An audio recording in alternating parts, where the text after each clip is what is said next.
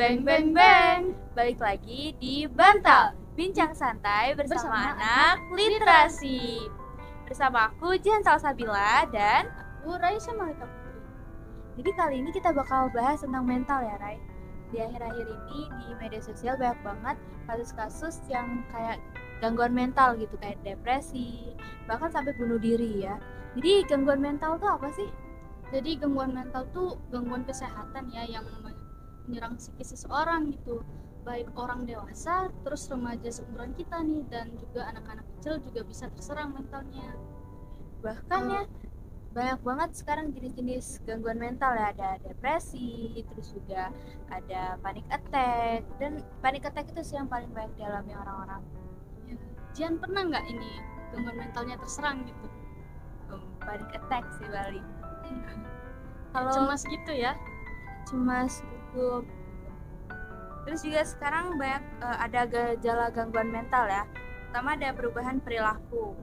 Jadi kayak misal tiba-tiba murung, tiba diem gitu. Siapa tahu yang lagi nonton nih ada juga gejala-gejalanya. Kalau kalian nggak tahu tapi ngalamin, ya berarti kena nih. Terus juga ada perubahan mood. Dia yang tiba-tiba marah, terus tiba-tiba seneng lagi, terus tiba-tiba marah lagi gitu. Kemudian ya.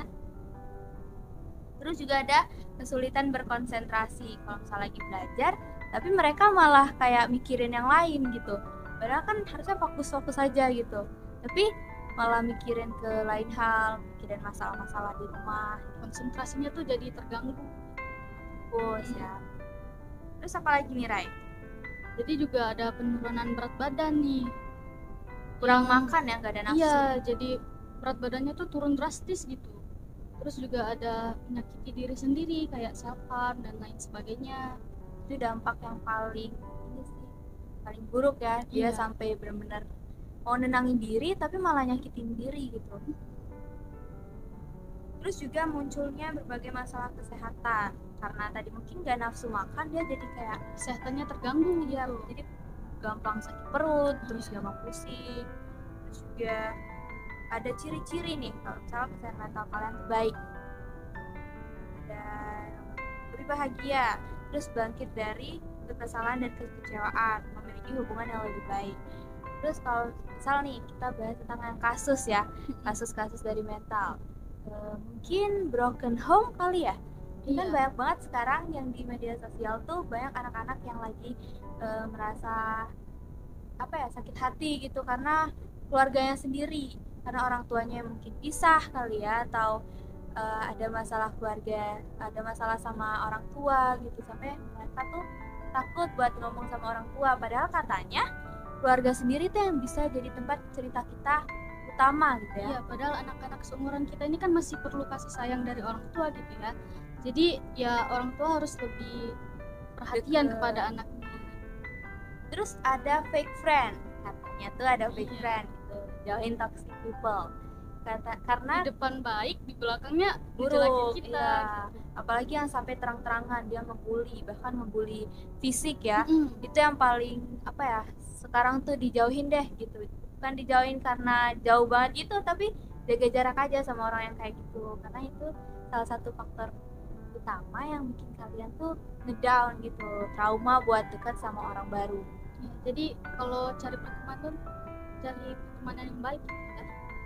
Jangan yang toxic friend. jangan yang di depan buruk, di depan baik tapi di belakang buruk. Terus juga ada kasus pelecehan ya. Sekarang banyak kan anak-anak, bahkan anak kecil pun pernah merasa dilecehin gitu loh sama orang yang gak tahu asal usulnya gimana. Jadi psikis mereka terserang dan merasa trauma yang mendalam ya. Jadi kalau misalnya kalian ada masalah, ceritain aja gitu, jangan dipendem. Karena kalau misalnya mendem terus numpuk, nanti kan malah jadi beban untuk diri sendiri, nambah stres. Terus juga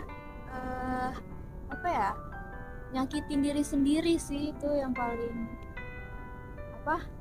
bikin kita jadi kayak kalau misalnya kita ngerasa sih itu bikin masalah baru. Tapi kalau misal orang yang ngalamin gangguan mental, dia nyakitin diri sendiri tuh malah jadi kayak orang yang apa ya, nenangin diri lah Ya, gitu. mungkin itu cara mereka biar mereka merasa lega ya. Jadi buat kalian yang lagi capek, yang lagi banyak masalah, itu istirahat dulu, jangan dipaksain buat apa ya, ngelakuin hal gitu ya. Iya, yang bikin kalian tuh nambah banyak beban. Jadi ingat ya guys, kalau misalnya lagi ada masalah diceritain aja nggak apa-apa. Terus juga cari lingkungan yang baik bagi mental kalian, bagi diri kalian gitu. Jangan apa ya, pilih temen yang care deh, jangan yang depan baik belakang buruk. Nah, Smaltiers, dari gejala-gejala yang kami sebutin tadi, banyak banget kan ciri-ciri gejala mental yang kalian nggak tahu. Jadi ada perubahan perilaku, perubahan mood, sampai menyakiti diri sendiri. Dan ternyata yang paling utama tuh ya lingkungan keluarga kita sendiri gitu, tergantung mental kita, yang bahkan Keluarga yang paling mempengaruhi Iya. mental ya. Karena kalau misalnya cerita ya cerita aja ke keluarga dulu. Kalau misalnya kalian emang lagi ngerasa capek sama lingkungan sekitar gitu. Terus juga kalau misalnya lagi ada masalah, itu jangan dipendem sendiri gitu loh. kita cari keluarga atau teman yang care kita, sehingga kita bisa menyalurkan emosi yang dapat kita sampaikan. Jadi buat kalian semangat terus buat jalanin hari-hari dan jaga mental kalian supaya terus baik ya guys. Sekian dari kami, sampai jumpa di podcast kami selanjutnya. Saya Raisa Malika Putri. Saya Jihan Salsabila, terima kasih. Wassalamualaikum warahmatullahi wabarakatuh. Bye-bye. Dah.